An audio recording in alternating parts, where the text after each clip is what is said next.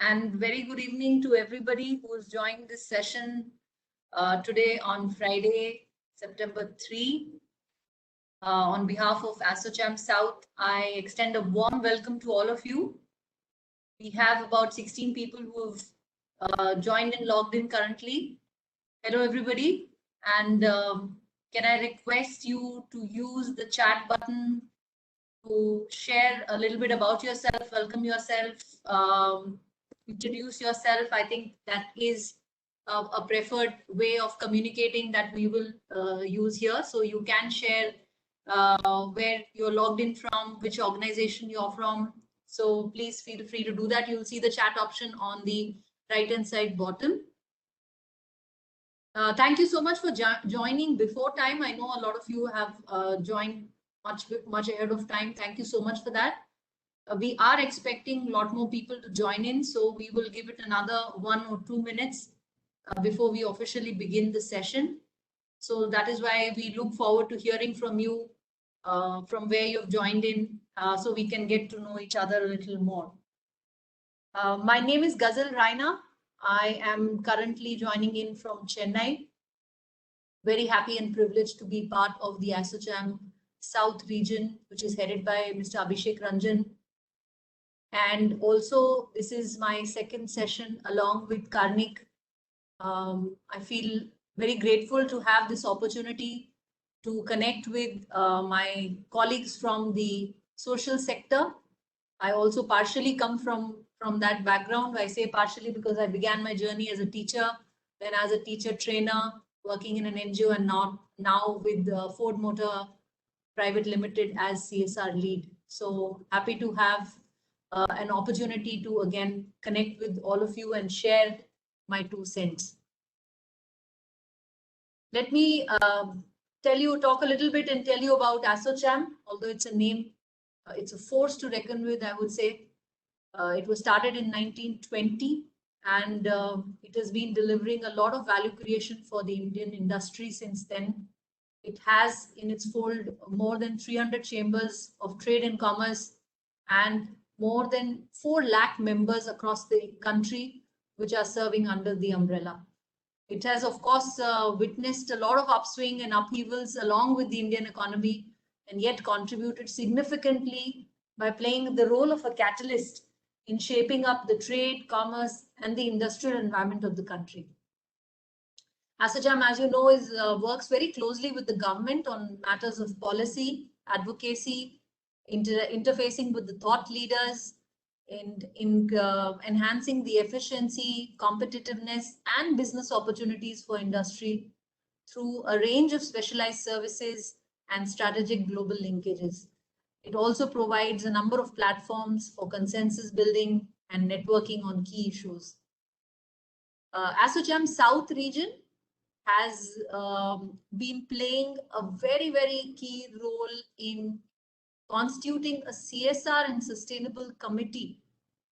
This committee, which was set up a few months ago, also came in very timely during the COVID time in supporting both the government and the industry-driven socio-economic development agenda that was now required given specifically the COVID onslaught.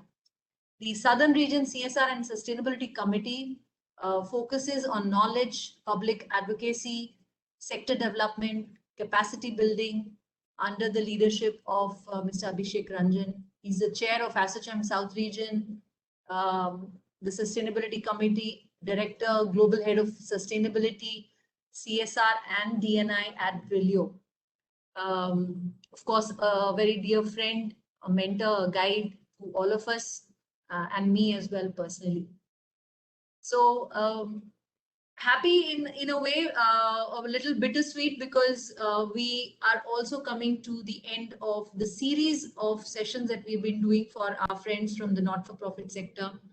And I would say it's been such a learning experience going through each one of these sessions where we talked about the need for actually reinventing ourselves. So COVID, I think the adversity, the need for reinventing ourselves was felt very sharply here. And I think that's a time when all of us began to not just personally, individually, professionally, but as well as as a community began to rethink about what are the different ways in which we can support or bring about change. So these sessions have brought about very eminent speakers to come and share their knowledge and skills with all of you. And we've had some very interesting, insightful questions coming from our participants as well. So huge learning opportunity. Kanik and me have done one more session a couple of months back where we found an opportunity to connect with all of you and talk about marketing and branding, words very often that people shy away from. So thank you so much, Anuja. Welcome to this session. You're happy to know that you're joining in from Kolkata and you're a student there. We'd love to have students to know more new, fresh ideas on CSR. Right. So let's begin. We have about 26 people. Very warm welcome to everybody who's joined in for this session today. I know it's a Friday afternoon, Friday evening, but I can tell you, I can promise you that it's going to be a racy, interesting, interactive session. That's how we want to keep it for all of you. So I'm going to officially begin now. Kanika, I'll require your help to bring up and bring the PPT on screen. I did give a little introduction to myself. Let me start from the reverse order. I joined the CSR, I would say the stream or the field about 8 years back. It was coincidentally also the time when the law was coming into force and the country was experiencing the formal launch of the CSR initiative in the country. So I was fortunate to be part of this journey right from the beginning.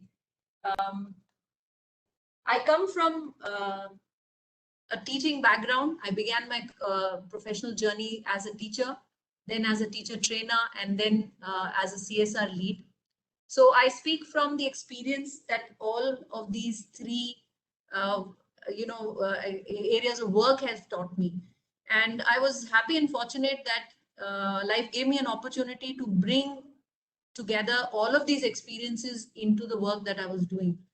Volunteering for me is a personal passion because I believe that we all have a purpose and that purpose actually drives the way we lead our lives. So I champion volunteering very strongly, not just in my organization, that is Ford Motor Company, but in my personal time as well.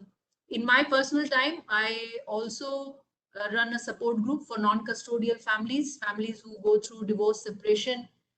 This is a new area of work in our country. This is to help people understand and get the right support that they would need when they look at restarting life. This is especially inspired by the need for protecting children and their rights. And that is the work that I do in my personal time with an organization called Mila, which I started. Right, I do say very proudly, I'm in the business of doing good, right? Feel very happy about it. And today I'm going to share a little bit about a different aspect of CSR. So very often we talk about funding, we talk about project proposals, we talk about budgets, but today I'm going to talk about a little different aspect, which not very often we see organizations and NGOs being very forthcoming in bringing up on the, I would say, on the table. And probably the reason is not that they don't want to do it. It's probably it always takes a backseat. It always is being put on the back burner. But I would say it can play a huge role in bringing up awareness, in bringing up interest, and putting to light the cause that your organization wants to talk about and wants to work in. And that's also the broader topic of our discussion today. And I'm going to talk a little bit about what corporates are looking for when they look at campaigns. And in fact, some of them may not even look at it, and you could play a pivotal role in helping them take up campaigns as powerful tools for not just employee engagement, but engaging with their leaders, setting up a very strategic view on having sustained engagement with their employees with the employees' families, with the communities, so that there could be larger awareness that is created. A lot of times we focus a lot on, the impact and the project and the programs, and the awareness that we want to create in the hearts and minds of people within the organization gets a little undermined, I would say. And that's the focus that I want to talk about. So I think first thing is being bold as a not-for-profit and asking your questions to understand that what is it that the corporate wants to achieve through this campaign, right? Very often they'll say that we want some employee engagement, opportunities to be developed. I think it's important for you to find out why is it that the corporate wants to engage with this campaign? What is their aim? Are they looking at this as just a placeholder, right? Is this part and parcel of the way they want to do CSR? Or is it something that their leaders believe is very, very central, that should be running throughout the length and breadth of the year along with the NGO partners?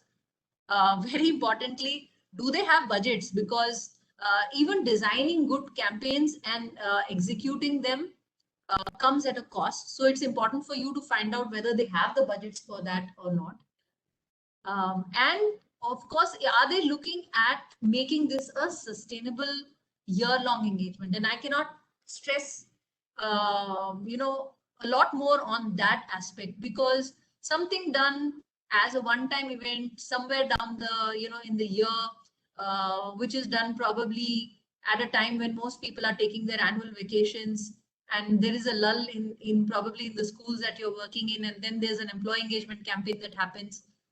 I think those are sort of misplaced attempts at creating employee engagement. So I feel that this should be made as much part and parcel of your agenda, as well as your MOU, as well as your outcomes that you want to achieve with your corporates, right?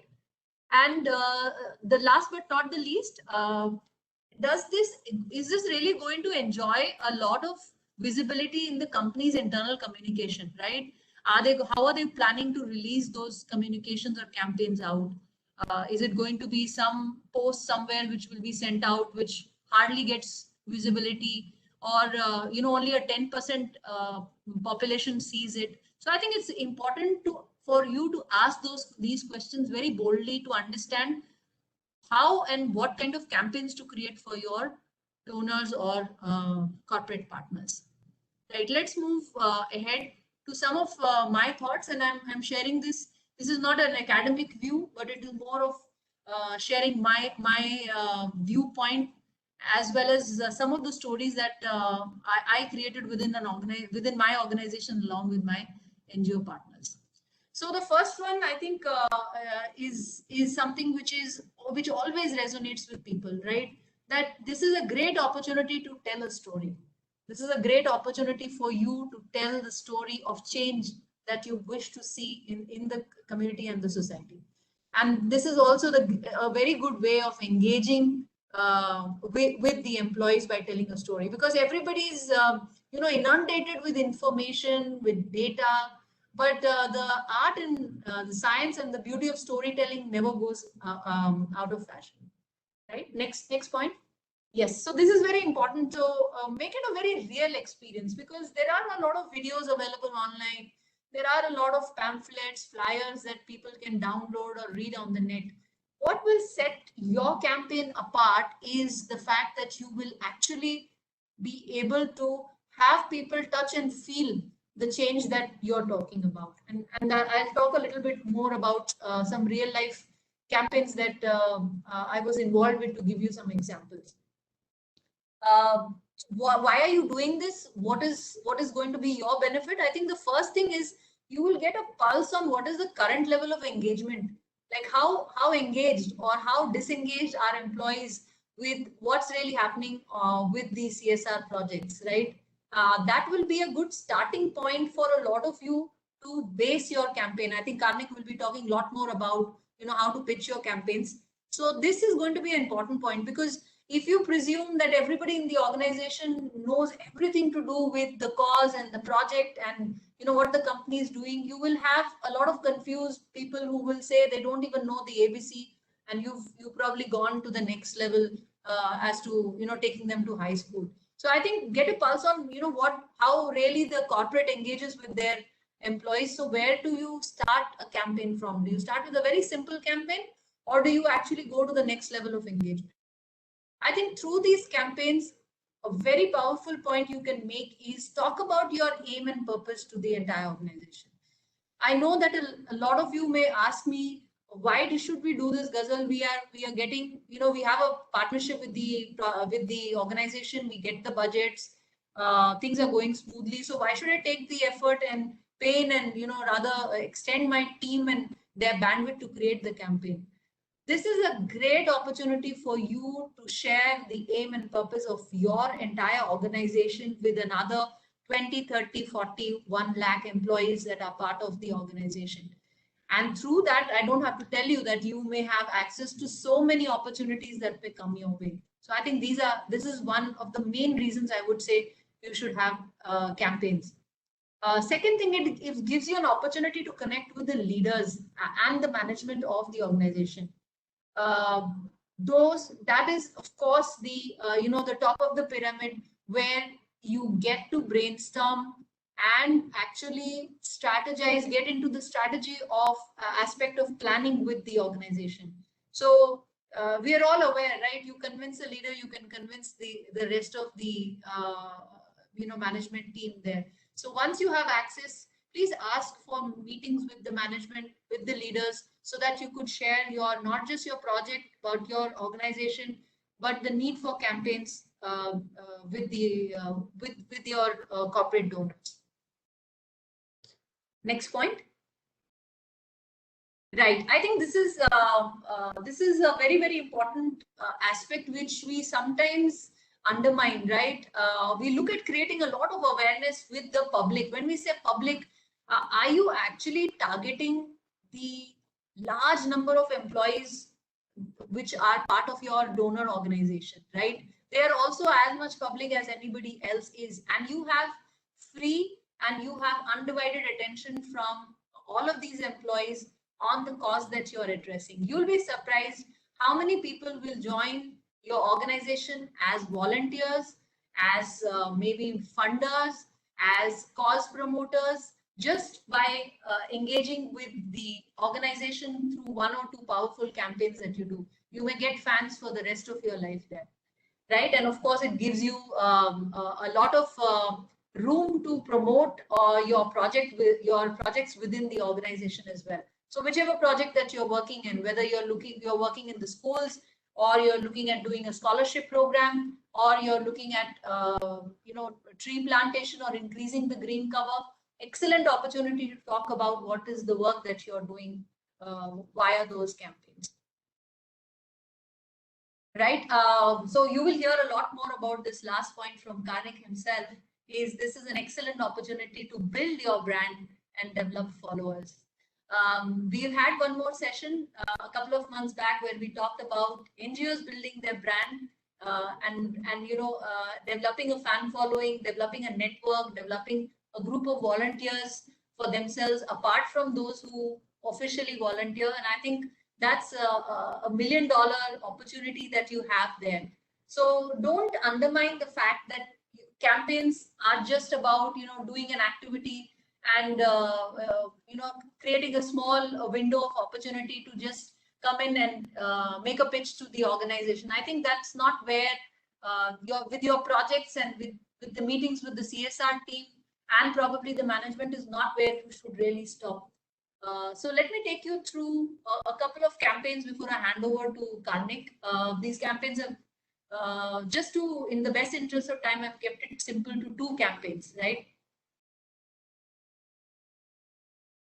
Yes. So this is a campaign that we did in Fort, which is called CSR Mila, right? So we realized that actually we did a pulse survey and we realized that only about 10% of people knew what the company was doing in CSR.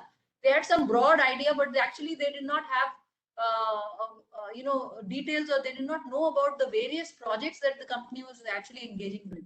So the CSR Mila was an opportunity where we invited all our partners and we created a very Mela exhibition-like atmosphere, having project stalls, having fun games, posters. We even had the heads of those NGOs come and do sort of a TED talk to our employees on various topics and aspects. We did floor walks.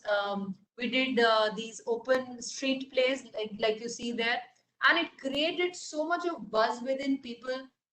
There was so much of interaction that happened way beyond what was staged between the NGO partners and the employees. Here you see we did actually an impromptu sort of flash mob.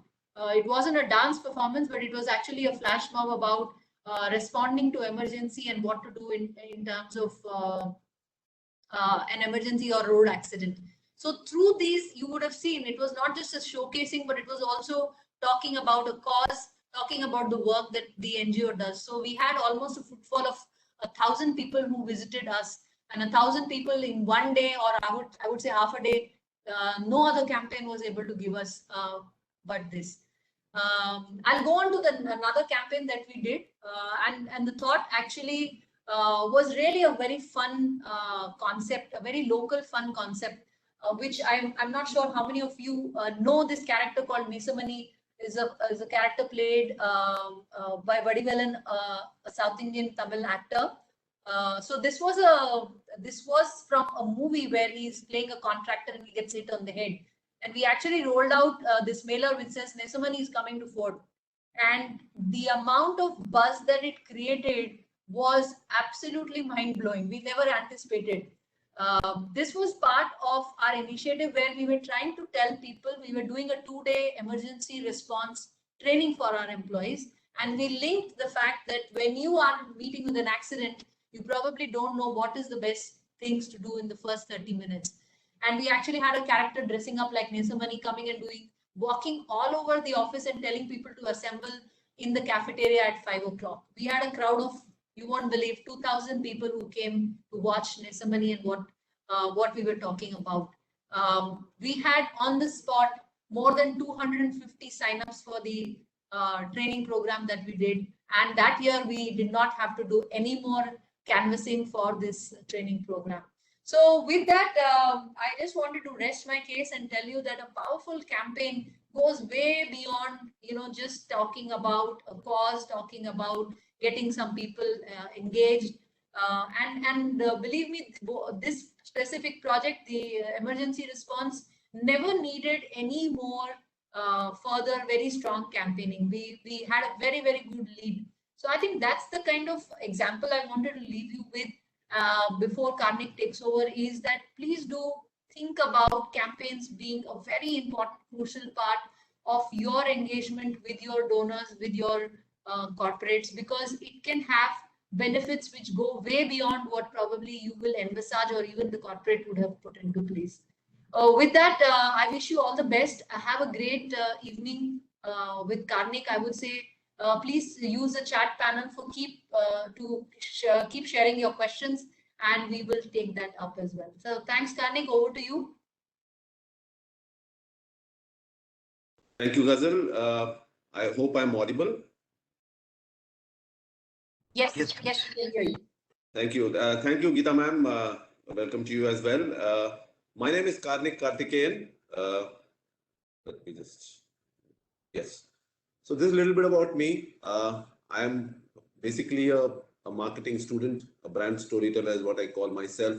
I've spent the last 22 years working in categories like FMCG, fashion, aviation, telecom, retail, rural e-commerce. I've had my own consultancy. I have worked for startups. I have consulted for startups. So I spent about a major part of my last 20 plus years talking, doing marketing for all kind of categories, right from a 2-member startup to a 2 lakh people multinational corporation, which is present around the world. I'm also a co-founder of a support group. That's a support group which Ghazal spoke about, which is Milap, which is working for children of non-custodial parents and families. I've also been volunteering over the last 3 years actively, whether it was Dan Utsav, whether it's, of course, I spent a lot of time with Milap, or a few other causes, when and where I've got opportunities, even during the pandemic. Which is purely beyond monetary, of course, monetary plays a big role, but, there were opportunities where I could go and spend time cleaning a lake. Yes, I did that. There are opportunities to clean the streets. I did that. So yes, I'm actively looking to spend more and more time, and I've kind of realized along the way that nothing like giving your time, energy, your knowledge, experience in helping the community. So here I am sharing my experience, my knowledge gained over the last so many years, and still work in progress about what is all about. What is the importance of doing campaigns. So that's where we call this entire session ABC, all about campaigns. Right. So this is my contact number, my email ID, and my LinkedIn profile. You can look up, we can connect. If you have more queries later, we can always connect and see how we can work with each other. So these are some of the workshops or sessions which I have done in the past, and I can take it up if some of you are interested later, which is basically about how to build a brand. This is what we spoke about in the last session. How to create marketing personas, finding your voice, what are the benefits. Project management is something which I champion in, which is something which I've actively been doing for clients as well. Then there is blogging and content marketing, which goes into the digital space. And finally, social media for leaders. When I say leaders, I'm talking about the visionaries, the people who have an idea and who start off. The minute you say visionaries, you talk about people like Bill Gates and Steve Jobs, more importantly. I'm saying there are people out there. I'm sure there are more and more stories in the digital world coming out now about how people in the back of beyond or in down south in smaller towns are doing some phenomenal work, whether it is being an NGO, whether it is about finding solutions for problems that they have in their community. So yes, those are people, you might be doing phenomenal work, but the world outside your network doesn't know what you're doing. So how do you, go about building your own brand, the personal brand? So yeah, so the minute I say marketing, what comes to your mind? You can share in chat box, because the minute you say marketing, my experience, even working with large corporates, or startups, or when I go for, when I've gone for interviews, when I meet people, the minute you say marketing, various kind of, thought processes come in. And one of the big things which come into the mind is, oh, marketing. Oh, this guy's going to come and tell us to spend some money. He's going to tell us to spend some money. And people are taken aback. And that is one of the biggest notion, and people immediately think marketing is bad. And that's one of the biggest notion I try to dispel. I try to tell people, like I said, whether it is interviews, whether it is meeting people, whether it is sitting with my boss. And I will tell you this, I've told this in an interview, right? The minute people say, oh, you will spend money, I said, the minute you say, you think I'm going to spend money, then I'm not the right candidate for you, So I say marketing is, I come from a background of farmers. We are farmers, basically. My native is near Coimbatore in Tamil Nadu. So I tell them this coconut theory, right? If you know this, coconut trees take about 6 years, 5.5, 6 years to start bearing fruit, right? For about those 5-6 years, you need to take care of every tree, every plant that you, plant. In fact, my father, retired Air Force person who's farming right now, he has planted about 400 trees about 6 months back. So he needs to wait for next 4-5 years and take care of them like babies through rain and weather and other calamities. You need to take care of them, hoping that they survive, do well, and bear enough strength to start bearing fruits. That is how I see a lot of parallel with marketing. You need to invest. You need to invest time. You need to invest energy. You need to invest, of course, financial resources. And the biggest thing is thought process. And that is what I'm going to share with you. And if you get the mix right, I can assure you, you will achieve what you wanted to achieve when you started it, right? So this is a famous person called Regis McKenna. I just when I was doing some research, in fact, this is a version of this I've been telling to everybody for last more than a decade. Marketing is everything. That's what I keep saying. I used to tell to my CEO, Captain Gopinath, who's the founder of Airdecan, saying, sir, marketing is everything. And then he'll say, Karnik, you're saying this to justify yourself and your department. I would say, no, sir. I mean, that's the kind of conversation we would have, So, coincidentally, this quote is from Regis McKenna, not a very well-known man to people outside, but he is the person behind the marketing of Apple's first computer, Intel's first chip, and a lot of other brands in the Silicon Valley of America. In fact, he is called the marketing legend of Silicon Valley. So quite an interesting story. And he was consulted by Steve Jobs all his life. Though we call Steve Jobs the marketing guru or the visionary or the legend, but behind Steve Jobs was this guy who we hardly know, right? So marketing is also a lot of times behind the scenes. The person is not himself right up there, showing himself off, but what he says and what he does stays there. And you know about these brands, Intel, Apple, and quite a few other brands that he has worked on. So what is marketing? Right? I put it in simple terms. These are not picked up from any of those Philip Kotler books. These are very, very simple terms picked up from various sources on the internet, just to keep it very simple. The process of getting potential clients or customers interested in your products and services. As simple as that. So just imagine if I'm selling coconut, I'm a coconut farm owner and I'm selling coconut. So what do I do to make people, understand and like my product and want to buy my product? That's marketing, right? So if you see this, so under brand, right? I mean, brand is again a big thing. Under brand, marketing plays an important role to build that brand, right? So there's marketing, there's advertising. Of course, there are things like logo, design, identity, strategy, and a lot of other things which go into building brand.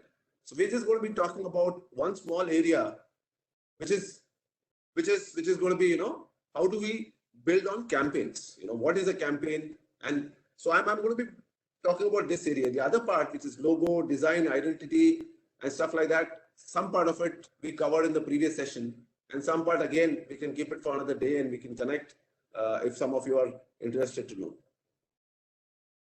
So what is a campaign? Now if you are in any part of India, the minute you say campaign, one of the first things you will come to your mind is what politicians do, with all due respect, right? Election campaign, that's probably something which is stuck in everybody's mind, whether what happens in USA or what happens in India, whether it's Lok Sabha, Rajya Sabha, municipal corporation, local elections, local body elections. That is a campaign. And the minute you close your eyes and think about it, you will be able to relate to what happens in a campaign, right? And if you just keep that in the back of your mind and just go through this presentation, it will be very, very easy for you to understand and relate to what's a campaign and how it plays a role for achieving what you want to achieve. So for example, a political party, what does it want to achieve? It wants each of its member to win, right? And then the party to come into majority. So what do they do about it? In the last probably 2 decades, if you've been active, you would have seen what has happened, right from campaigns on TV to what's happening in the last 4-5 years, which is your digital and social media. And that has been in line with what brands have been doing, So like I said, I started just at the fag end of last millennium. 1999 is when I started my career. From then to now, in the last 22 odd years, I could also see the way people have shifted and moved on from in terms of medium, in terms of thought process, in terms of, but yes, there are some things, the pillars, which have remained the same. I'll just quickly share with you.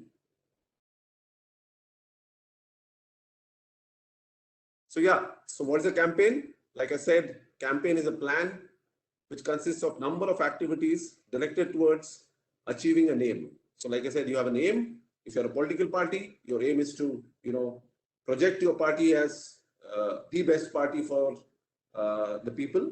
So same way, you can be a corporate. Here in our case, we can be a non-profit organization. You can be a farmer.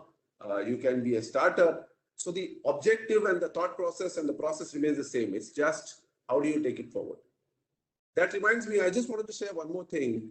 Marketing, the minute you say marketing or campaign, the thought process is going to be exactly the same, whether it's an NGO, whether it's a startup, whether it's a, like I said, a farmer, whether it's a big corporate. Because on the other side, one side is the person who owns the product or who has the business. On the other side is the consumer. So let's take an example of me or Ghazal or Geeta ma'am or some of you, right? Where you are a consumer of a Colgate toothpaste, you are a consumer of a Suzuki car, you are a consumer of an apartment, you are a consumer of a TV, you're also a consumer of a message from a non-profit organization, let's say polio-free country, or let's say donate blood, or let's say an Akshaya Patra, right? So what I'm saying is you are the same consumer for all these things. And what's happening is, which I said in the last session as well. So the consumer remains the same depending on what we're talking about. So the minute if you say Mercedes, of course Mercedes-Benz, the consumer is slightly different. But let's say most of us are about buying our first car. So we're all in the same target group. So I'll share that. So what happens is, what I'm trying to say is, whatever you are, the approach is very, very similar. So it is not that marketing or advertising or campaigns is only for a certain type of companies, right? What is a marketing campaign? I have already shared with you. Strategic marketing effort aimed at promoting a specific endeavor on behalf of a company, brand, or individual. So so that's what, for example, I can proudly say that I've been doing. Most of my career. So whether it was Britannia, which I started with, to a rural e-commerce company about a couple of years back, to a lot of other categories. What do? You understand the category, you understand the brand, you understand the ecosystem. When I say ecosystem, you understand competition, people, market. I'll share that with you.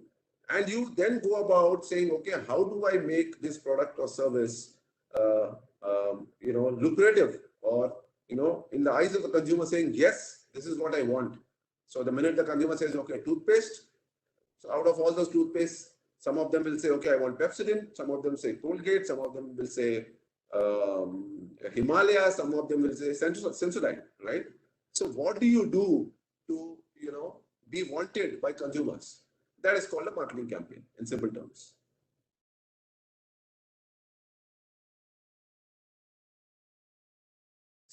So again, now coming to this, marketing campaigns are designed to get consumer attention, in several ways, such as television, print, radio, outdoor, events, some of the things Ghazal spoke about in her, CSR Mila initiative, activations. So it's a long list, and the list is evolving. And of course, now digital, social media, email marketing has become more and more important thanks to changing times. The next point, point number 2, is why do you need a marketing campaign? So again, like I said, if you keep the election campaign or political campaign in the back of your head, you already have an answer, which is, saying, okay, I have an objective. I want to reach this objective. How do I reach it? What do I do? That entire process, like I said just before, is part of a marketing campaign. So you have a great product, or you have a service, or here you have a certain part of community development that you want to do. You have a vision. Now you want to tell the world out as an individual or an organization, saying, hey, I have this. Come partner me. Come be part of this. Support me. Help me. Whatever that is. For that, so what you do is what becomes part of a campaign, right? So as a general organization, a corporate, why do you need a marketing campaign? To promote a new product or service, increase brand awareness. Now, this is, according to me, this is the very basic thing that everybody needs to do. So when I say marketing, for example, if we both meet for the first time, probably we would exchange pleasantries and we'll exchange our visiting cards. And I think marketing starts right there. You give your visiting card, I give mine. Your visiting card says, Kumaramangalam Birla, so and so, or Karnik Kartikeyan, so and so. You see the organization, and as you go back, apart from phone number and other things, you go back, you will start looking at their website.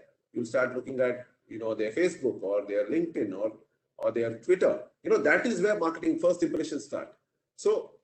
And that is where the brand awareness starts, and probably sometimes even before. For example, if you're going to meet a client, let's say, you're going to meet people in Ford, or let's say people in IBM or people somewhere, right? So you already are looking up at the company, what the company has done. The company is already marketing to you, even though you have not even met them. The company is already marketing to you. That is because they have spent years of doing campaigns and doing great work in their category to stand out. IBM is where it is, Intel is where it is, Apple is where it is, or for that matter, Cry is where it is, or Give India is where it is, because of continuous focus on campaigns which are delivering. It's not just advertising or communicating, it's about delivering on a promise, let's say, which is what I will take you through, right? Gather customer feedback. A marketing campaign also gets you feedback, right?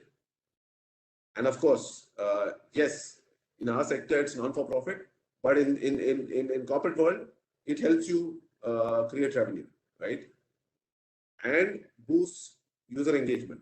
Now, whether you're selling a biscuit, you're selling a chip, a laptop, or a service, right? You are boosting user engagement, right? And of course, advertising an upcoming event. Now, for example, let's say you are associated with Olympics. So you're going to be, if you followed Olympics which just got over, there were a few brands like Thumbs Up, I remember, and a couple of other brands which were all talking about how our players, our Indian team members are going to do well in the Olympics. So the campaign was around Olympics and the awareness about Olympics, right? So it's an upcoming event that they advertised. Or let's say if you're a corporate or if you're an NGO, let's say, I remember in my previous organization, we partnered an organization in Trichy, which was all about, water. So there was this World Water Day is when we, that was heavily communicated. And when we reached there, it was about 30-40 kilometers from Trichy, which is a district in Tamil Nadu. We were one of the first people to reach, and I was like, okay, how many people are going to come, and what's going to happen? And within 1 hour, there were about 9,000 people, and these were all members of that organization, volunteer members of that organization, and they came from all over. So there was enough messaging, communication, though it was internal because it was to a select audience, but then it was a huge success because these 9,000 people came, and I was told there were about 10,000 members and 9,000 odd members came that day. So which is like almost, which is something which even elections, you don't see during elections,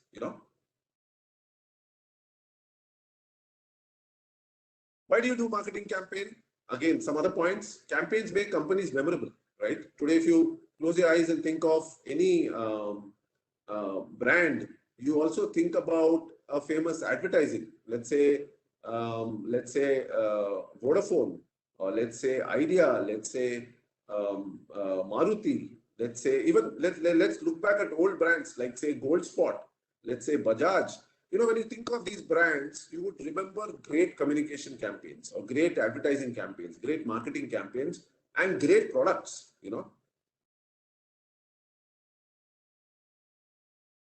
Like I said already, they promote a focused effort that guides consumers towards a desired action, right?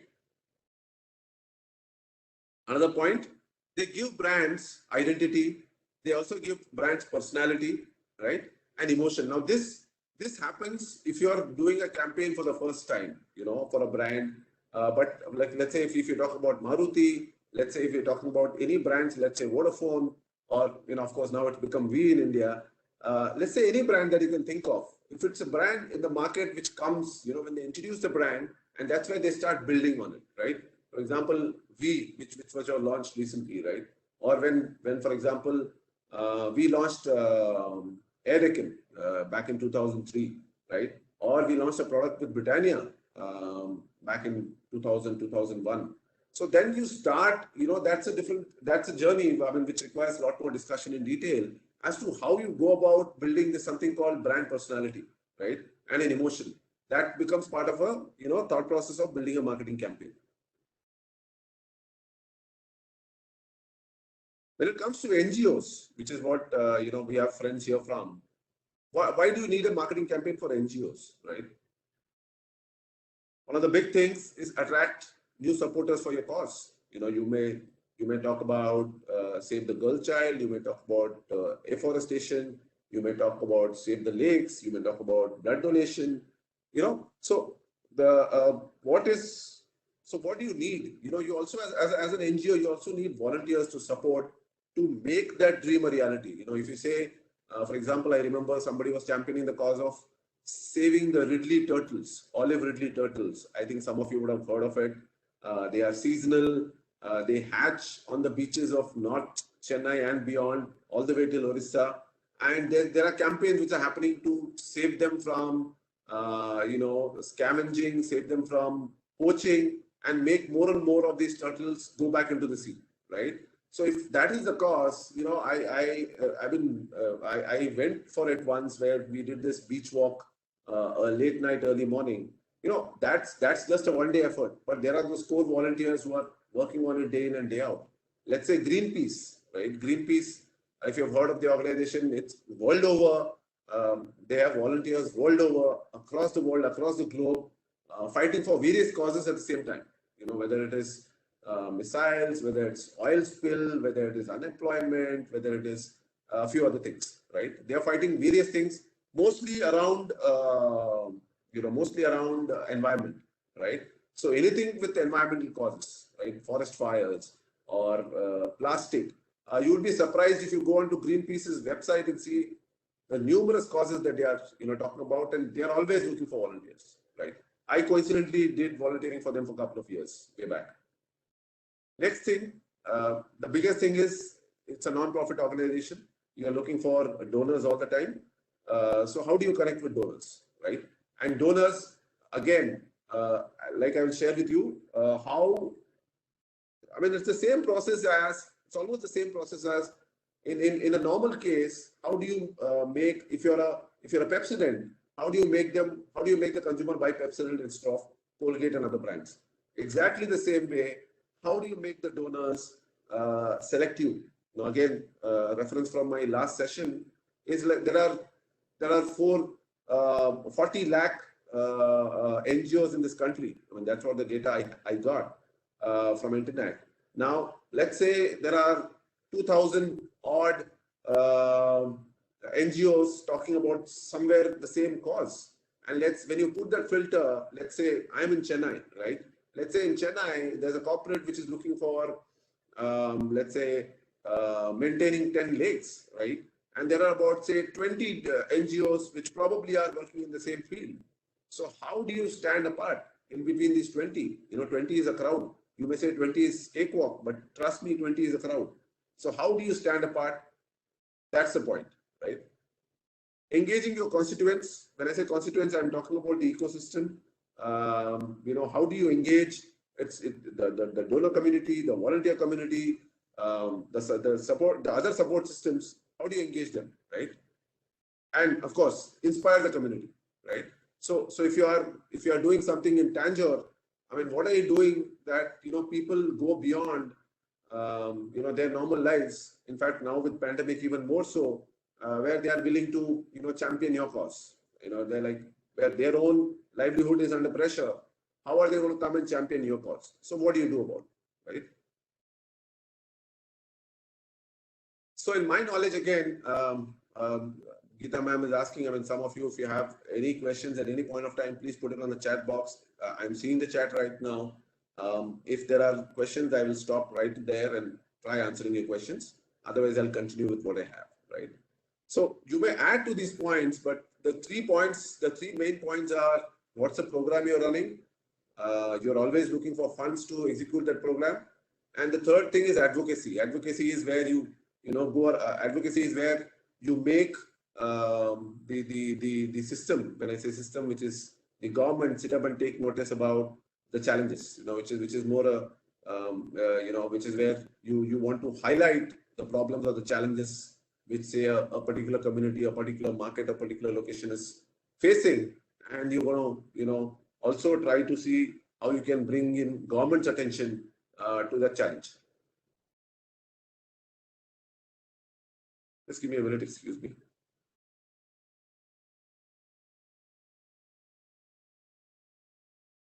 I will talk about the impact funnel, right? Now, so how do you go about it, right? How do you go about building your campaign, or so that's where I'm talking about the impact funnel. First thing is awareness, basic level awareness, saying, okay, XYZ NGO working in the field of 1, 2, 3 exists. Now, how do you do that, right? Next level is, you build interest, saying, okay, when let's say you build awareness through, you build awareness, then probably through an email marketing, or people respond to your call for action on social media, or let's say you've done a radio campaign, or you've done a local, depending on what you do, people respond, maybe to your emails, maybe to your queries which put up on Facebook and other places. So people show interest. That's the interested stage, right? Then is the engaged. Saying, okay, people take action. For example, you would have asked for monetary donation. You would have asked for labor. When you say labor, people come and support. Let's say cleaning the lake, or cleaning an area like we did with Dan Utsav, or let's say funding the activity. So probably people say, okay, I want to know more. So that's a stage where they're saying, okay, I'm interested.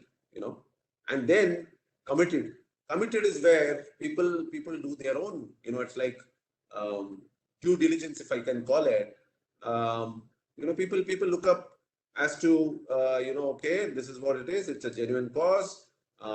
They are doing a difference to, they are delivering on their promise, and maybe there are a few other areas that you want to look at, and then you say, yes, I want to be part of it. So some of us, like I said, some of us put up our hands and say, okay, I am available every Sunday to, whatever, you figure out ways of being part of that mission, whether you're physically there, you're able to bring in donation, you're able to bring in, you might be a employee in a corporate in a corporate company, you are able to bring in probably other volunteers, or you are able to champion the cause in organization, and bring in funding or something like that. So that's the impact funnel, right?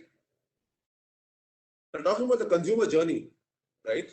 Like I said, from unaware, they observe. So first, when you say any cause, the first time I see something, a communication, I'm like, okay, and from all those 20, 30, 50, 100 communication that I see in social media, or, in a normal world, you see it outside, you hear it on radio, probably you see some of them on TV or in digital space, you say, okay, some of them will interest you after a few times you see it. Then you observe, then you say, okay, what are they up to? Maybe you look at what they're doing. There may be videos on YouTube, Twitter, Instagram.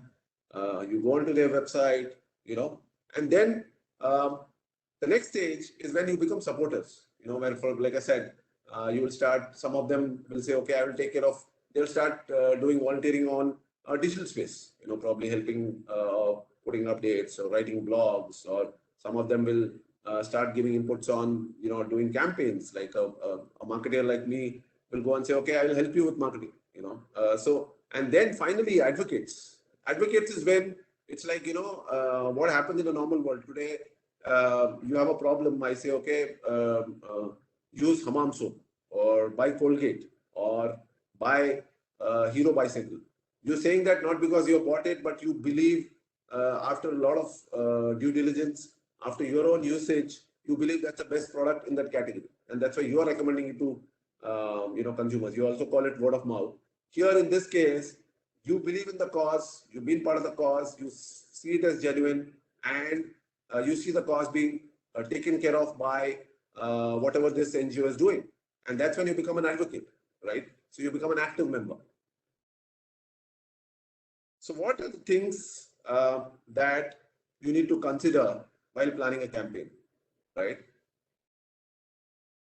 So marketing mix, I would assume some of you would have heard of it.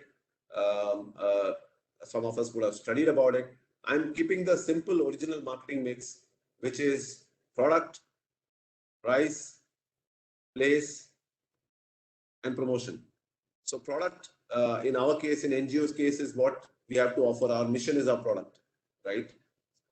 Price, when it comes to price, it's here in NGO space, it's flexible because price is ultimately what's the kind of donation or what's the kind of support that we are looking for, right? In terms of our campaigns or our mission, right? Place, where is it happening, right? How do you where is this whole event happening, or where is this entire cost being driven from, right? And promotion finally is the communication, the PR, if I can say advertising, where how are you doing, how are you building awareness for your mission. So that's a marketing mix I'm talking about, right? So these are the four things that, and there are more, as you go. I mean, I'm just keeping it very simple right now. There are things like physical evidence, there are things like people. So there are 6 or 7 P's, but I'm right now just focusing on the 4 major P's, the classical ones, right? So when you go about doing a campaign, you need to be clear about these things. These are like the pillars, or these are like the foundation. You're laying the foundation for building your campaign, right? Okay. So now I'm coming to how do you go about, building your campaign, right? What's the process of how do you go about making a campaign, right? So the first thing, I think I remember Ghazal speaking about Pulse survey when they went about doing that Mila, right? And they got some interesting answers. So the first thing is, even if you are, whether you are new to a certain cause, or you've been in the industry, the first thing is you need to understand as a team what is the current status. Let's say whatever cause you pick up, you can just close your eyes and think of the cause that you're looking for. What is the current status? As to whether people are aware of it, what's the interest levels, what are the challenges faced by people, or the government, or whatever the issues are. What is, and what can you do about it? As a group of people or as an organization, what can you do about it? So that's what research will tell you. Now, research can be 2 ways. One is you go about your own, you call it dipstick survey in marketing terms. And second is, if you can take a professional organization to do a small survey, in sample survey as they call it, in your representative markets, right? And trust me, it's not very expensive. Professionals will come back. In fact, I work with research agencies all the time. Professionals will come back and give you some interesting insights about the challenge that you have, and more, which will give you a great idea about what you're getting into. Yeah. Just give me a minute. There's some message on the chat.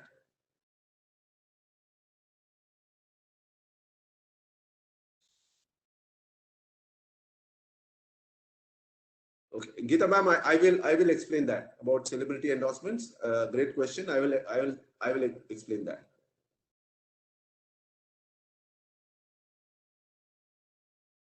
Next is, once you do the research, you set goals, right? Where you look at what your objectives are. Like I said, you need to, any campaign needs to have a goal. For example, the goal can be increasing awareness. The goal can be, like, for example, if you're starting, you want to say, okay, I want to have 5,000 supporters or volunteers registered in the next 3 months. I'm just giving a random example, right? Or you want to have 100 blood donations done in the next 1 week, right? So it can be various objectives that you want. You ultimately have to be objective driven. It is not a general campaign. It's going to be an objective-driven campaign, right?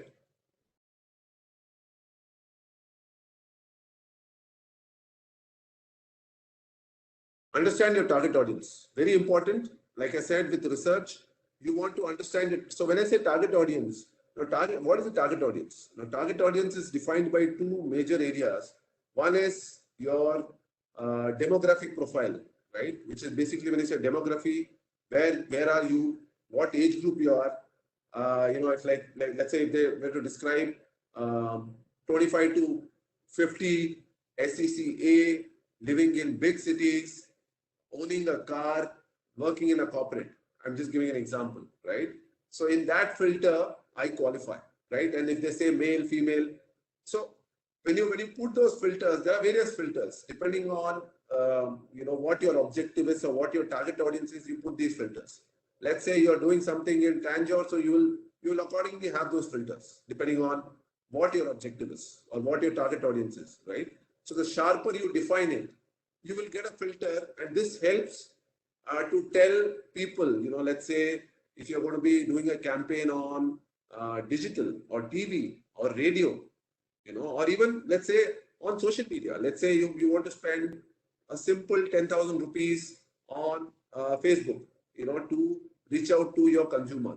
And if you define your consumer as 18 years old to 24 years old, staying in top 10 cities of Tamil Nadu, graduate and working, and graduate and working. Let's say you're given these 5 points, right?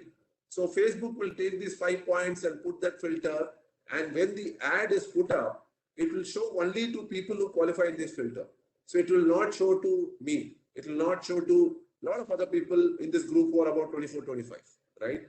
But it will show it to that student who joined because she might be a part of this filter and she might be in one of the cities in Tamil Nadu, for example. I know she's from Kolkata, but I'm saying if she is in one of those cities in Tamil Nadu, so let's say, and you will, so Facebook will say with 10,000 rupees for doing this ad, we can run this ad for 2 weeks, right? So over 2 weeks, this age group will see this ad X number of times. I will share that later, right? So that is your knowledge of target audience. Marketing strategy as to, how do you want to go about achieving your objective? So you need to put that strategy down, right? Important point, Gazal also talked about it, budgets, Now, how do you come to, you might ask, how do I decide the budgets, right? I'll give you a simple thumb rule that I learned, right? In corporates, of course, I can also tell you in NGOs also it will work. So when you're starting a new campaign, right? You look at an X budget, X in corporates, you look at X amount of revenue, right? Let's say if you equate it in NGO, you look at X amount of donation. Let's say you're looking for this project will require 5 lakhs to execute that project, right? Now 5 lakhs, I would say look at anywhere between, if you're starting the campaign, look at anywhere between 5 to 10%, right? 5 to 10%, depending on where you are, which geography it is, how intense the market is, and what does it take to reach out the consumer, right? Now, the next question you will say, you want to straight away, you will say, you're expecting me to spend 50,000 rupees straight away, which is a lot. Point taken. That is where what you can do is, not today, we never go and do a campaign straight away and spend the entire money. There is something called test marketing, which is where we can look at A/B testing, or we can look at ways of testing our thought process in a smaller market, in a smaller sample, whichever be the medium. And again, we can use a research agency or we can do it ourselves if we are confident to understand what the reaction is and getting to know, yes, we've got a good result. And then thereby go and spend, maybe we tweak the campaign and then we spend the rest of the money. Thereby we're not spending the entire money at one go, right? And timelines, like I said, you plan. Nothing works without planning. You say, okay, typically in marketing parlance, the campaigns are about 6 to 8 weeks, right? But then There might be a campaign, today you run NGOs or, social organizations are running campaigns for 1 week, for 10 days. So it really depends on what you have and if there's a timeline to it. For example, if you are looking to do something by, say, Ganesh Chaturthi, today we're sitting on 3rd. Ganesh Chaturthi is only 7 days away. So your campaign has to be a 5, 6, 7 day campaign, right? So it really depends on what your objective is and is there an external timeline to it, right? It's like, for example, you are looking to fund college education for 100 students, right, for next year. So you have 1 year for it. If you start the campaign now, or you decide to start it, say, let's say on the day of Diwali being an auspicious day. So you have about 3 or 4 or 5 months before you, achieve your objective, right? So it really depends on how do you go about what is your external timeline. The next point is measuring success. Now, how do you measure success? You go back to goals. It's like in school, I remember I said, people would typically say, okay, I would get 95%. I went and said I would get 75%, right? So that's your target, that you want to get 75%. Exactly here, like I said, the goal may be getting volunteers, getting funding, finishing a project, creating awareness. So there may be targets, right? X number of people should have signed up. Like Ghazal said, X number of people should have signed up by a certain timeline. That will be your target. And your measuring success will be against that. And if you have achieved it, how much you have achieved by when? And if you have not achieved it, how much lesser has been achieved or not achieved and why? That is where you do the analysis. If you have achieved more, you understand that your campaign has been very effective. And next time you do the campaign, you don't have to spend the kind of money that you spend this time. Maybe you spend lesser money. And if you have not achieved it, there are some learnings there. Whether, we reach the right market, whether the campaign, external factors, maybe there are a lot of other campaigns which we are fighting for attention, all those things, right? The next point is how to run a perfect marketing campaign, right? Now, one of the important things is marketing channels. What is a marketing channel, right? Anybody has any points on what a marketing channel is? You can type on the chat box. Anything which helps you communicate or market your product is a marketing channel. I spoke about it already. There is TV, there is radio, there is newspaper, there is hoarding, there is events, activations, digital medium, social media, PR. Like Geeta ma'am asked, celebrity, celebrity endorsement for good causes. Even that's a great channel. Now just to take up the point about how these endorsements happen. Now what's happened is celebrities also realize that by endorsing a certain thought, or being part of a certain cause, it also rubs off against them. It also gives them that a good vibe. I have some example which I'll share later. In fact, it's part of my presentation. And celebrities, there are two types, right? There are celebrities who already stand for something, right? Now, for example, Amitabh Bachchan, right? Amitabh Bachchan stands for trust. Now, how? Because over the years, his performance, him being a so-called non-controversial person, of course, he had his share of controversies, but over the years, as you see it, when he talks, he lends a lot of credibility, and that over the years has been used by brands. In fact, even today, I think he's endorsing the most number of brands. And one of the most successful case studies is the polio campaign, which he is still associated with, right? Or if you remember, the Cadbury, there was a controversy of worms in Cadbury chocolates, I think a good 7-8 years back, if I'm not mistaken. And overnight they went and they had Amitabh Bachchan on board, right? And immediately on one side, people were wondering, oh, Amitabh Bachchan, who's about 60 plus, talking about a category which is for 20s and 30s, right? But there were results which proved everybody's thought process wrong, including mine. I was wondering as a advertising marketing guy whether it's a great move, but then they not only arrested the decline, they shut the controversy, and the product went back, and the sales went over and beyond what it was selling before the controversy erupted, right? So, coming back, there are also celebrities who are looking to have certain qualities added to their persona, right? For example, I will tell you something.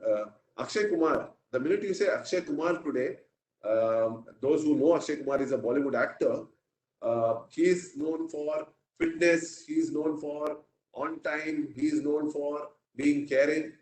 But I don't know how many of you know Akshay Kumar was endorsing a cigarette ban at the starting of his career, right? So people also transform.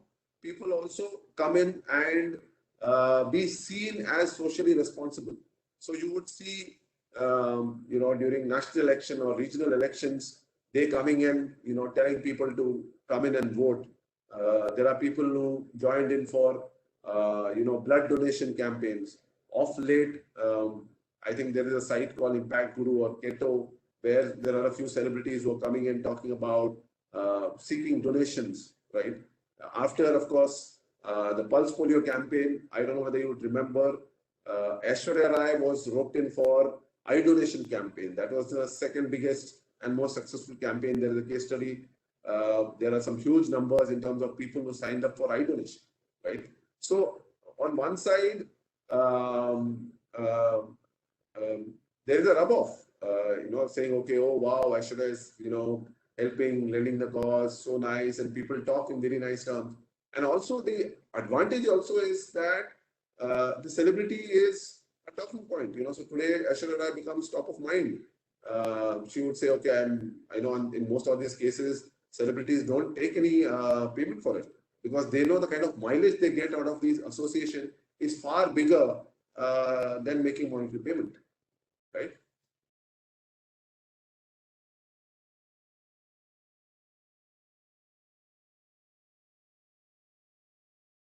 Next point, like I said, determine timelines. You need to have timelines in a place when you plan your campaign so that everything is time bound and you are able to achieve.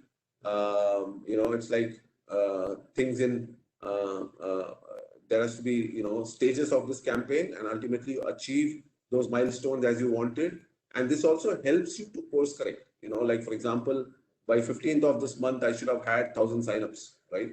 So if 1,000 signups have not happened, if it is 500, you have a different strategy. If it is 800, you have a different strategy. If it is 200, you have a different strategy. So that is where timelines will help, right?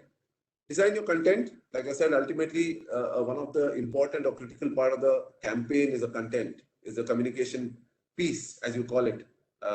It can be and then, medium and all, like I said, comes separately. So that's that's your content part. Next is like I said, launch your campaign and monitor your success.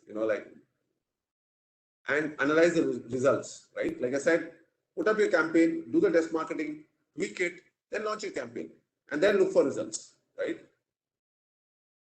So here's the marketing channels that I spoke about. This is the entire gamut. I mean, this is just for reference. I'll just read the highlights, the key ones. There is TV, radio, outdoor, there is a point of sale, there is content, blogs, there's mobile apps, social media, public relations, influencer marketing. Influencer marketing is where celebrities will also come in, emails, telemarketing, print media, magazine, online, website, one-on-one networking, and multimedia. Now, this is the entire 360-degree of marketing channels, right? Now, again, it all boils down to what is the market, what is the objective, who is your target audience, and what are the results you're looking for, right? So, Geeta ma'am is asking about a simple measurement tool. I spoke about signups, right? I will repeat it. Let's say you have a cause of you have a cause in where you're looking for X number of signups or as volunteers, right? You're looking for volunteer signups, right? Let's say, let's say blood donation, right? I'm just putting a hypothetical situation, and you're looking for X number of donation signups by say 30th of this month, which is about 3 weeks away, right? And that X number is what your goal is, right? And how do you measure it is uh, how much did you reach, right? That is your ultimate measurement. If you say I wanted to have 100 people donating blood for this cause by 30th of September, that becomes your measurement. Now, apart from this, there are other areas of measurement which depends on what mediums you used. For example, if you have used social media, now there will be scores like how many people have supported your cause, or let's say how many, what percentage awareness has gone up. There are some tools involved in that. I'm not getting to that right now, right? What percentage of people in your audience are aware of that, your cause. Now, these things require external research. But the simplest thing is you set out your objective. I mean, going back to your objective of, okay, I want 100 blood donations to happen by 30th. Where have you reached on that? That's a simple measure of success. If you reached 100, you've succeeded. You've reached gone beyond, you've done very well. And if you're lesser than that, that is where the post-event analysis comes in, and you figure out where you went wrong, or is there an area of improvement, or is there something which has happened where you can analyze, right? This is a typical campaign flow which I was speaking about. You do a soft launch where you put up which is where you're just test marketing, you're figuring out, you're getting your act together, the entire campaign piece, the communication, PR, people, channels, everything, you're just putting it together, you're not just getting it ready. Hard launch is typically when you go live, the first week. So these are weeks, the numbers below are weeks, okay? The first week, you are testing everything. You probably test market in a smaller market. If it's a Tamil Nadu level campaign, for example, you test market in say a Dindigul and in say a Coimbatore. I'm just giving an example, or say even a smaller town, to see what is the effectiveness in a very, very localized kind of place, and then you take up. Hard launch is when by then you tweak everything, and then you create, maybe there are some changes that you require in your communication piece, and then you put it out. Mid campaign is where your campaign goes whole hog.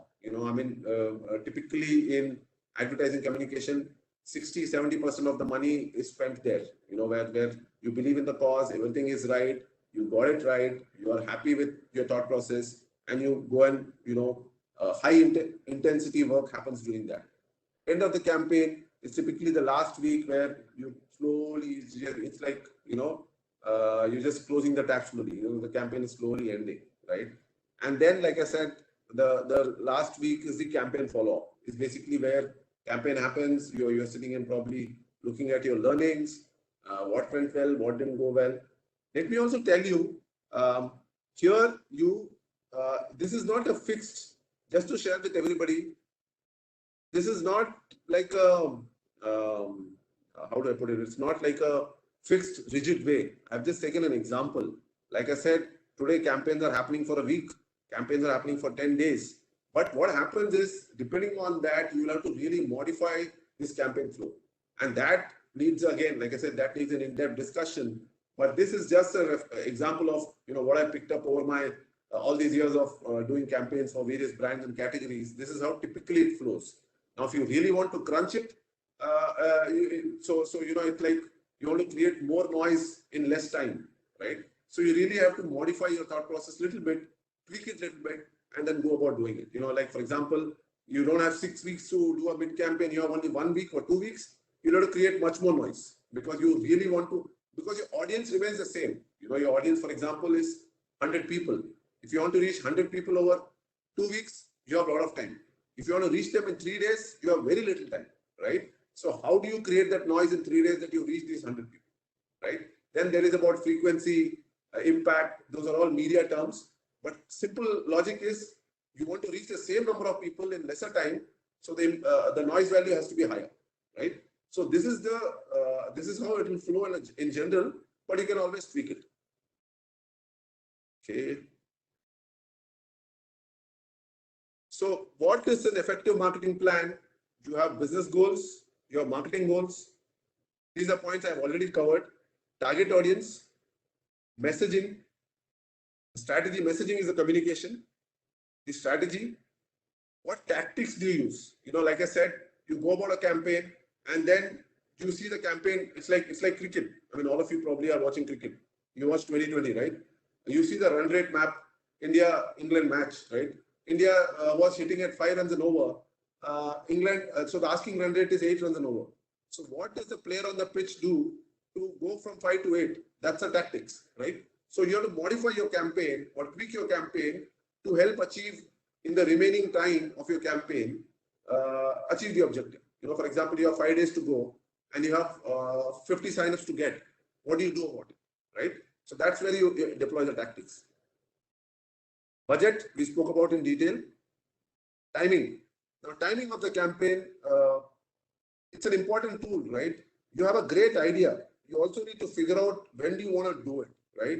For example, you don't want to do a campaign for summers, which is about summertime campaign. You don't want to do it when it is monsoon in your market. I'll just give you an example, right? Or you don't want to do a campaign around sports when there is no sports, happening. So for example, today, people will obviously want to do campaign around health. You will want to do around COVID because COVID is in thing. So you want to look at what is the buzzword or what is that thing that people are, and also what is the need in the market, right? And do the campaign accordingly. Yeah. And then roles. When I say roles, I'm talking about your team. You'll have a set of team members.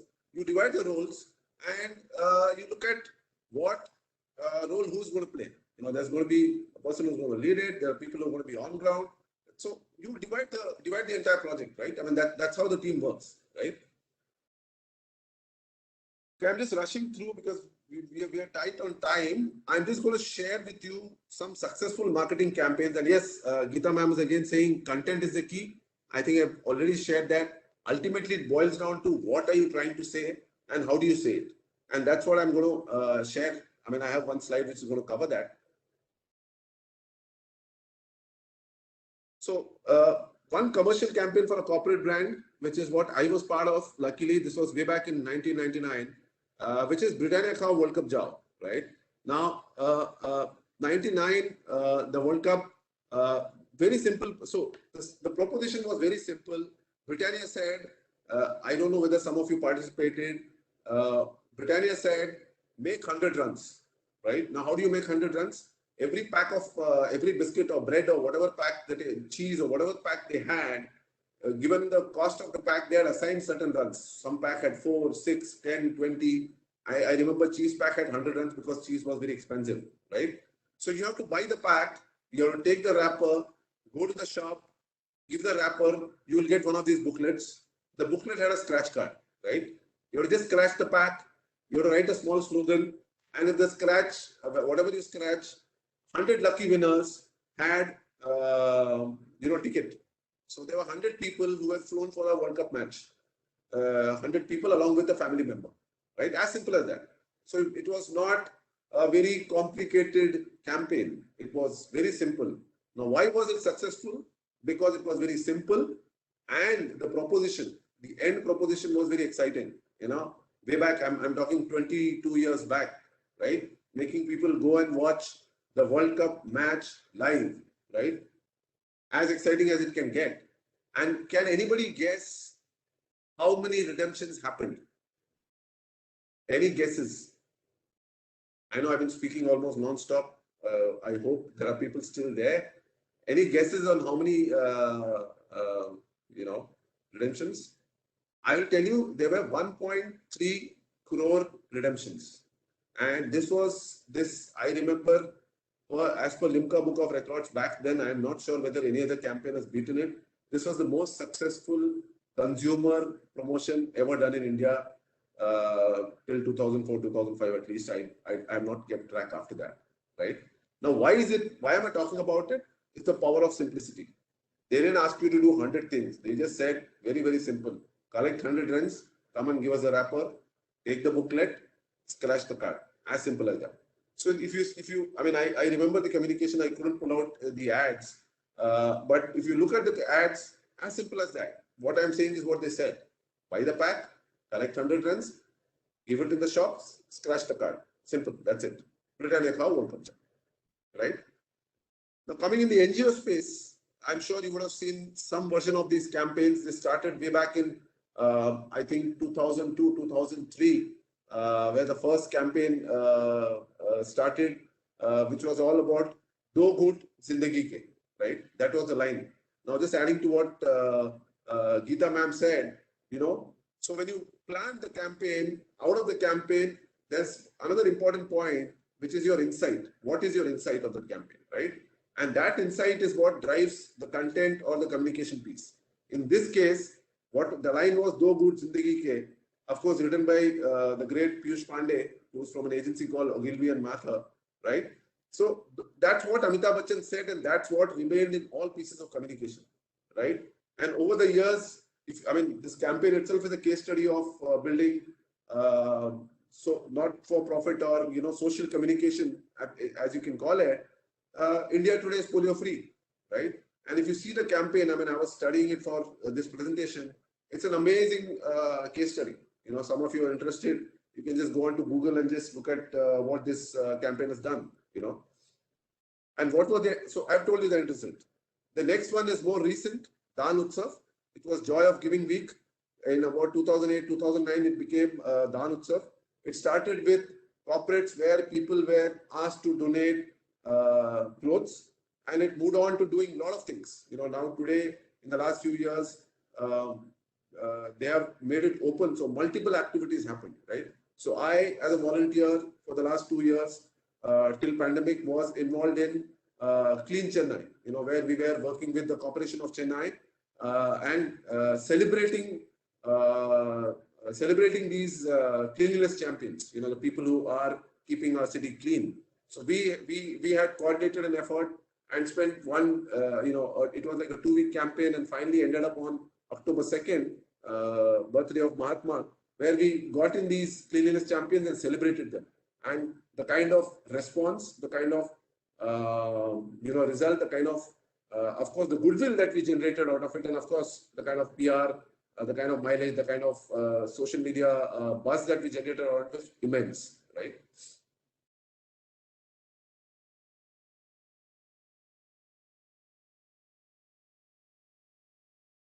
Mila, this is something which I work for as a support group. I just thought I'd quickly touch.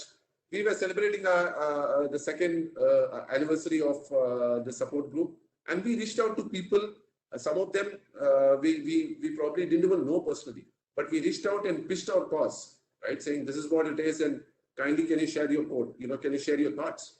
And there were about 30, 40 people from all walks. There are people from social causes background. There are people from corporate sector. There are people from there are doctors, thinkers, lawyers, healing experts, psychiatrists, psychologists, who just once they understood the cause, they come forward, and it was just about giving a code, And we had about this 40 people. So over a period of 1 month, we had these 40 celebrities in their own walks of life coming and sharing their thoughts, which we put forward, and we got a lot of good responses. Of course, we went and also did a lot of other things around it. We did a seminar, we did group discussions, we did panel discussions, and all that, because it was in the middle of pandemic. So it was all online, virtual. But then once people believed in the cause, in no time people joined this cause. And these are people who they continue to be with us. We call them Friends of Mila, and they are always there, giving us their feedback and guidance from time to time, right? Couple of more minutes. I know the time is already 5:30. Just bear with me for 2 more minutes. I'm just closing this here. So another interesting point I want to share, like Geeta ma'am has said, see, ultimately it comes down to the power of the idea, right? What excites me as a marketeer is the power of the idea and the simplicity of the idea, right? Now, I have just taken up 2 examples, and the idea can come from anywhere. See, the idea is a human thought, and it is not only for the privileged few. It is not only a corporate guy or a certain person with certain background with certain experience is going to come up with the idea. The idea can come up from anybody, right? And we have read about right from the bulb to the aeroplane to all the inventions and discoveries. The idea came from really small obscure places. The story goes that Newton found the law of sitting under a tree. Newton wrote those, discovered those laws sitting under an apple tree, right? So same way, now why I'm sharing this, there's something called cause marketing, right? So the point is, you may always wonder as a NGO that you don't have the kind of, you may always think that I don't have the kind of financial muscle or the wherewithal to run a big campaign. So there is a solution for this. You have a great idea, you go and pitch it to a like-minded corporate. So for example, you look at KFC doing Ad Hope, right? Partnered with Smile Foundation and a couple of other people. Now, I'm not saying the idea came from Smile Foundation. What I'm trying to say is, you could be the idea champion in that thought, and you pitch it to a few brands, and one of them, and if you've done your, that's another interesting area. If you've done your pitching right, one of them will come on board, and once they are on board, an idea which would have been otherwise been a very regional or a small market idea becomes a national, possibly an international idea. So that's an example. The other one is Nanikali, right? Now this has over the year Nanikali has partnered with various other initiatives, but here it was with Nestle, and they did some amazing work about, I think, 8-10 years back, right? Now as part of that, they went ahead and they even used their legendary brands or iconic brands like Maggie, Kit Kat, and Nescafe to promote this. About 1 million packs. 1 million packs carried their message. Where it speaks about education for girl child, right? So it can be a great idea with a like-minded corporate brand. It doesn't have to be always you seeking the. So here, instead of going to Nestle and asking for funding, please fund me, I have an idea to do it. You partner with Nestle, or vice versa.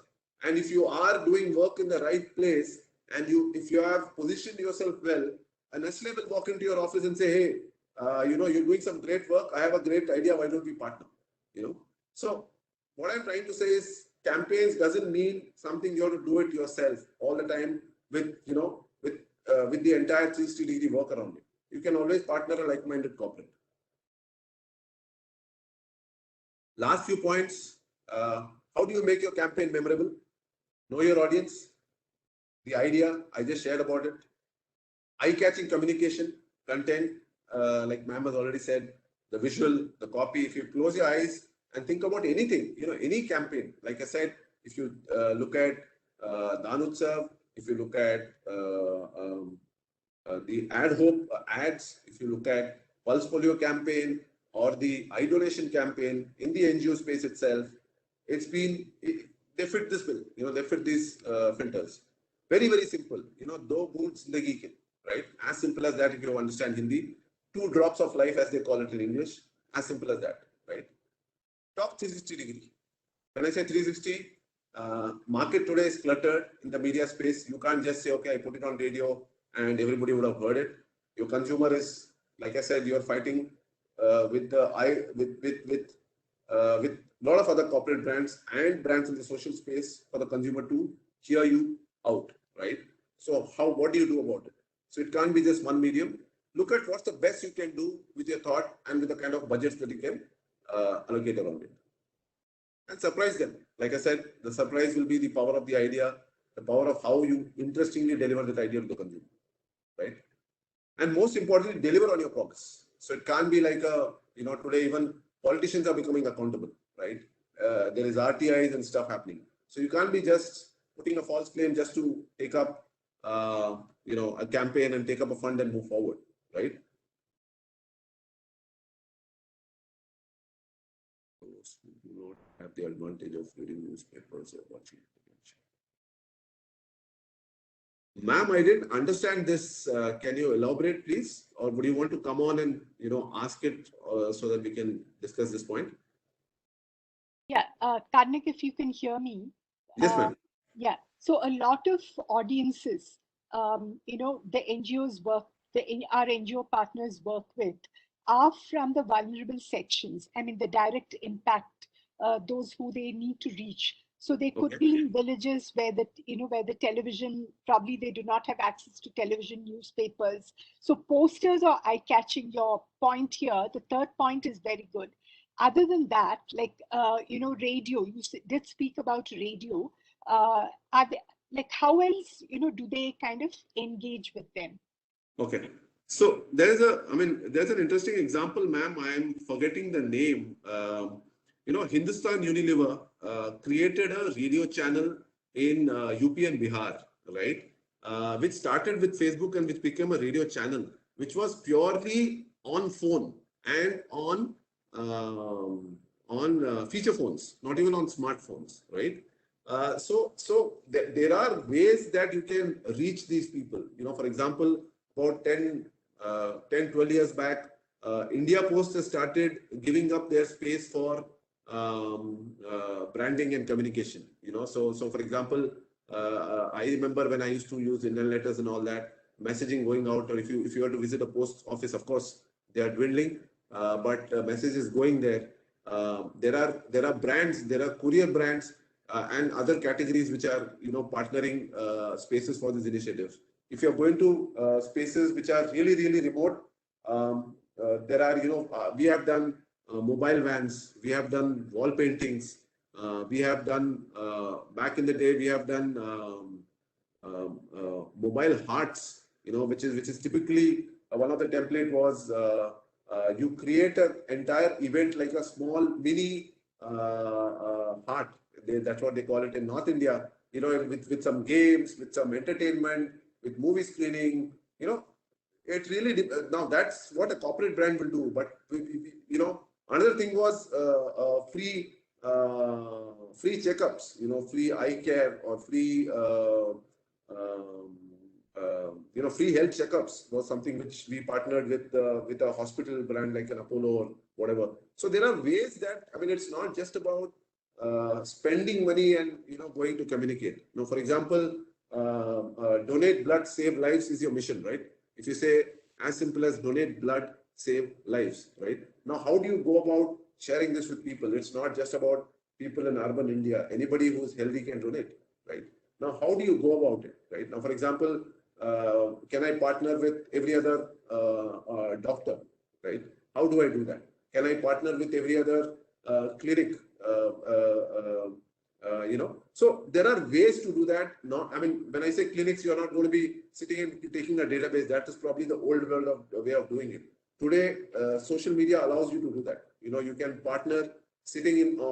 If you have a marketing resource who understands this, or if you can bring on board a marketing consultant who can help you do that, you can even reach out to like-minded people in market who can carry your message forward, right? Apart from that, like Geeta ma'am is saying, there are those old world ways of doing it. There is this posters, there are those radio announcements, there are those entertaining. Today, you can, with a lot of smartphone penetration, a lot more relatively, you can create small snippets of communication which can be blasted onto a WhatsApp network, right? Or on a Facebook. You won't believe Facebook. Penetration to tier 2 and tier 3 cities in this country, people use Facebook as a medium of consuming news. They are watching, they're getting their news on Facebook and Twitter, right? They're not on Facebook because they are chatting with their friends. They are on Facebook because they are getting information of what's happening in the world. And that's how Facebook is evolving. And if you are all watching TV, you would be wondering why a Facebook, a WhatsApp, a Google is advertising on TV. That's because of the reach, right? Sorry for that. Community TV was always big, right? So even today, community TV is big. Of course, because of the pandemic, cinema has come down. The cinema or visiting to malls or hearts have probably dwindled. But then when we go back to normal, probably those are the mediums to look at. So it will really depend on what your message is and who can be your carriers of the carrier of that message, right? Ma'am, I hope I've answered that. Yeah, yeah. The carrier of the message can also be foot soldiers from the NGOs, right? Like they don't have to have extra hands or extra people, because that is where the many of them struggle with budgets. To take your example of the pulse polio, I mean that's the easiest that came to my mind. Sure. The data shows that children, there's a lot of infant mortality and stunted growth in very young children. So that is as far as healthcare is concerned, and as far as education is concerned, like the actual benefits. Children should be going to school to to understand how to progress for the tribal areas. So so I think what you've said actually, like, can be executed by our NGO partners and their foot soldiers. They need not have, they need not have dedicated resources or people for this. I mean, the idea is that. Exactly. That's why, ma'am, Yeah. that's what I was saying. If you were to, if you are able to, in the first phase, build a follower fan base, right? A fan base is fans and followers are not just for celebrities or not just for sports teams. I mean, it's not just for CSK and RCB. If you have a great cause, and if you are, I mean, today there are a lot more people who are consciously coming in, putting their hands up and supporting causes. It's not what it was 10, 12 years back, where you say, okay, I'll make a small donation and I'll walk off, right? So it's where people are, like I said, people are doing support in various ways. And that is where I'm saying campaign is not just about funding, or campaign is not just about a cause. Campaign is also helping you project yourself in the right minds. Today, the minute I say children, in my mind, with all due respect, cry comes in my head. Why? Because cry has been doing what it has been doing consistently for so many years, and also as a brand today, with social and digital coming in, it's not seasonality, saying, okay, I will do a campaign and then for next 3 months I will, I'll relax and then I'll do a campaign. No, you have to be present through the year, and that is when you talk about what you are, your differences, your what you're doing, your causes, the projects, what's happening on the projects. For example, if you've got a donation for a project which is a year-long project, you showcase what you have done, the achievements. For example, if it is afforestation, you're going to be saying, okay, this is what we did in Himachal Pradesh, this is what we did in Tamil Nadu, this is what we did in Kerala, those kind of things. So a consumer today sitting somewhere in India, or for that matter in US or UK, who would have donated on your website, is sitting where he gets to see, he or she gets to see, oh, okay, I have done this, and I have saved. And then that is where the connect, and that is where you need to also go and project what you're doing. And that's another, every aspect of what I'm speaking needs a larger discussion depending on what you want and where you want it. So let's say if you're doing Save the Tiger, you'll be going and talking about state census. You'll be sharing about what you did with each of those sanctuaries, the welfare of people. I know an ex-colleague and good friend of mine who's working to help the forest guards, only the forest guards who get meager salaries, right? So he is going on, on his own Facebook page, on his website, on his WhatsApp, So there are ways to, and today it's not, communication is much easier than what it was before. About 10 years back, you can say, oh, I need to do TV or radio or print, or I need to print posters. Today, if you have a robust social media and a very good website, you have won probably half the battle of reaching out to the consumer, right? And then the next level is going on digital marketing. So like ma'am has said, and once you create these foot soldiers, I mean, if you have entered a family, then you have 4 more people who start believing in the cause, because one person is, is going to talk about it. So back in the day, of course, when we were talking about education or health, we will be doing this awareness with the sarpanch of that village, the village headman or head woman, as we talk, and then they will go about talking about it. In my previous organization, the first product we will sell is to the headman of that village, and the minute it has reached them and they have bought it and they are happy about it, you are assured that 10 more products will be sold. Of course, that's a commercial this thing, but here, even in the NGO space, for example, if you are going for a pulse polio vaccine or if you're going for a COVID vaccine, typically you will go to the sarpanch first and say, convince them, tell them their family takes it, and then everybody's convinced because they will then convince the entire village or the entire community, you know.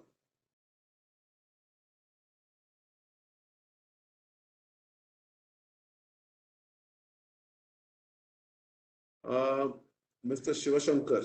Okay, Mr. Shivashankar, 1 minute, I'm just finishing it. And yeah, the last point here literally is talk to the experts, right? You may not have people, you may not have the expertise. Not everybody is an expert in everything. Yes, it's your vision. So if you can get the right minds on board to come and work for you, whether it's project management, communication, digital, social, PR, there are experts available. There are people, from that space, but there are people available. You can explore.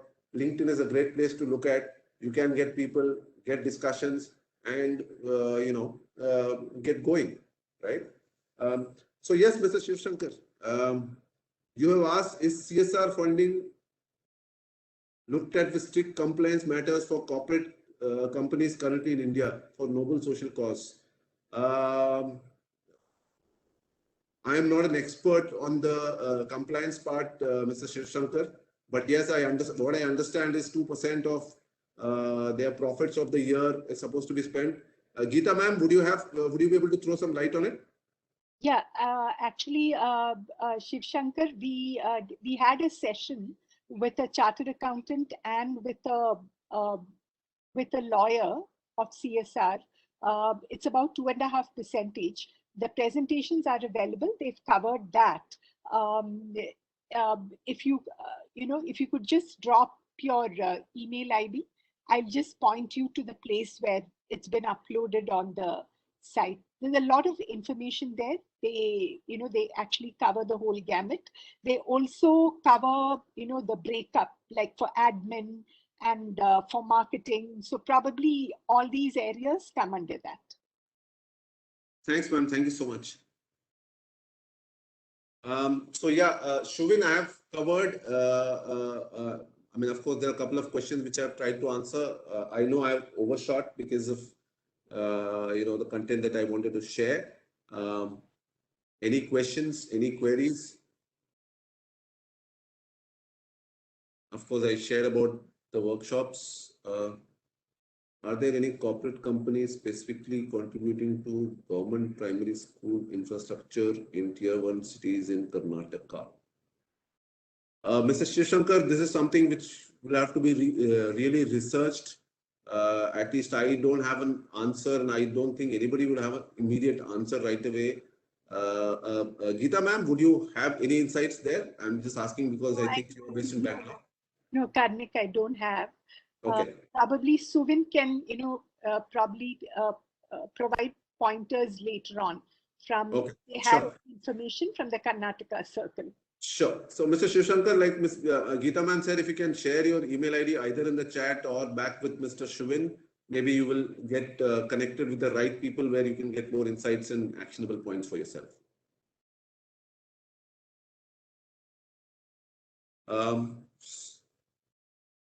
Any questions? I will probably take one more question because we've already overshot.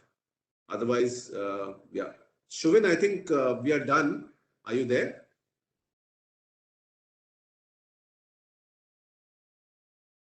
While Shubin comes on board, thanks to the audience. Thank you, Geeta ma'am, for supporting and sharing your thoughts as well.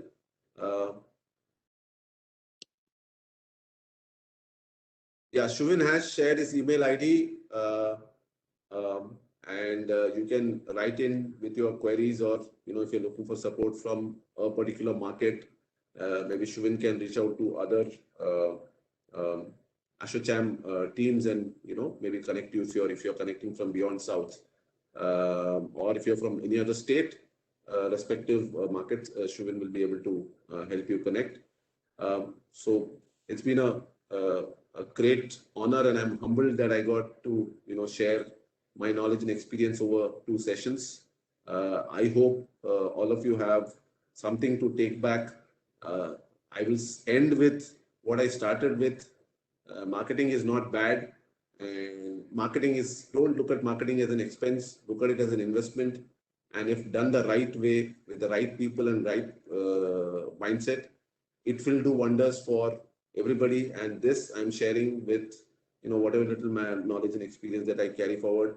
Geeta ma'am is of course there, who's from the same space. I'm sure she will agree with me. If we get these things right, I'm sure we'll be able to do what we set out to do for ourselves. Thank you very much for the opportunity to ASSOCHAM, Shuvin, Geeta ma'am, Ghazal. Thank you very much. Thank you. Shuvin, all yours. Thank you so much, Kanika. Thank you.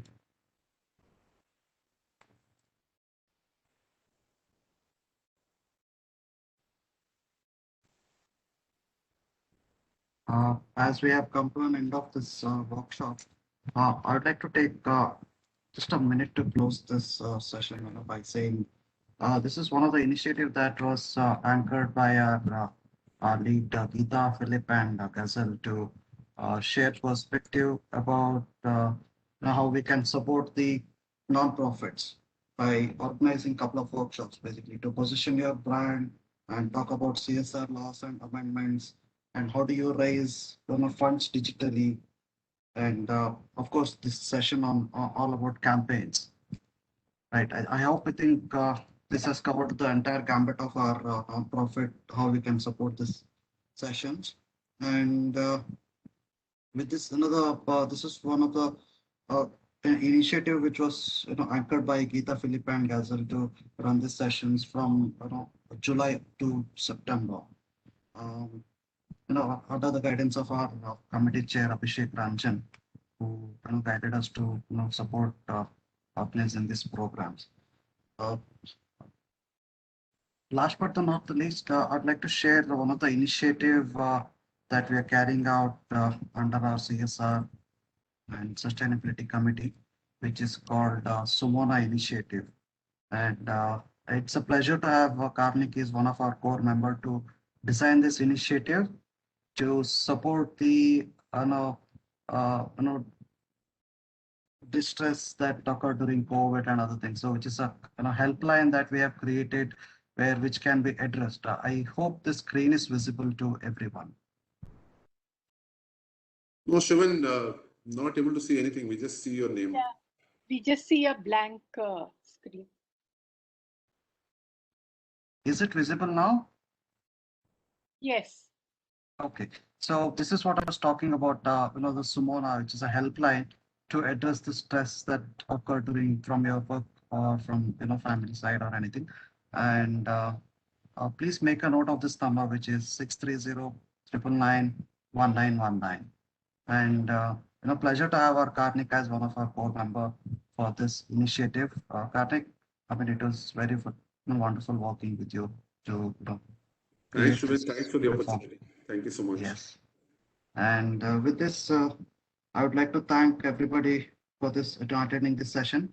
We will be rolling out the post-session recordings and findings of this program. So watch out our space for more updates on CSR activities. Yeah, so when a few people have asked for the certificates, yes, so can you, yes. Can you just give a small brief on that? So these certificates will be rolled out, early next week when we find with the e-certificate, which will be delivered to your respective email addresses. So that these are the workshops that every attendee has part of this workshops. With this, I thank take this opportunity to thank our speakers, Kanika and Ghazal, to share their experiences in terms of positioning yourself as a brand and how do you campaign it. And of course, Geeta helped us in terms of curating the entire workshops, which is branding, CSR laws, fundraising, so all these aspects. So thank you all. Thank you for your time and your inputs that helped our attendees. So we hope to have more such workshops in coming days. We will keep you updated on this regard. Thank you very much. Thank you all.